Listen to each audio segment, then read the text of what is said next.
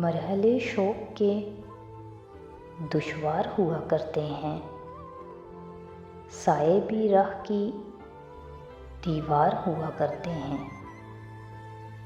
वो जो सच बोलते रहने की कसम खाते हैं, वो अदालत में गुनहगार हुआ करते हैं। सिर्फ हाथों को ना देखो, कभी आंखें भी पढ़ो। कुछ सवाली बड़े खुददार हुआ करते हैं, वो जो पत्थर यूं ही रास्ते में पड़े रहते हैं।